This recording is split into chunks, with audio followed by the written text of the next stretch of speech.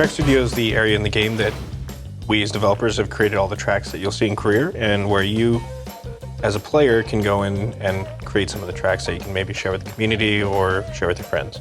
Let's get started with creating a new track. You can also edit a track here. Let's hit New. That's going to take you to the Theme Select screen. Here we're going to jump into the Far East theme.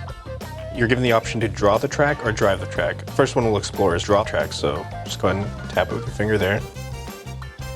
And that takes you to the draw screen. Alternatively, you can hit trace here. If you have a screenshot on your Vita, you can overlay it into the background and you can scale it and move it around. But here, I'm just gonna go ahead and tap my finger on the screen and just start drawing my track out. So I'm making a little track with a nice little loop-de-loop. So there, I've completed the track. You can just hit continue, and it's gonna prompt me to auto-populate. What auto-populate does is it creates all the on-track elements like boost pads, weapon pods. It'll all put it down on the track first. So I'm gonna go ahead and hit yes for this, which is gonna take me through my track and fly down it and start auto-populating props on it. Let's talk about the test track mode, and it's the first item in the menu. You hit test track and you get test drive, test race, race settings, and preview mode. A couple things about test drive. You don't get reset on test drive, so if you start to drive outside of your track, that's fine.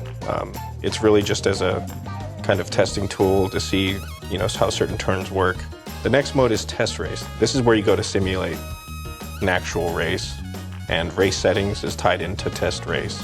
And that when you hit race settings, you have number of laps, race type, and the difficulty. So the last mode here is preview mode.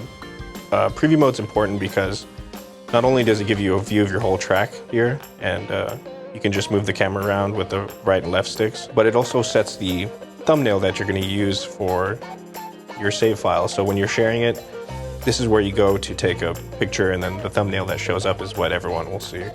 When you're making your track, remember to save a lot, just so that as you go further and further into creating a track and you get deeper in and more time placed, you can have points to go back to. So that's it for Track Studio. Be sure to play with the tools and experiment and share this stuff with your community.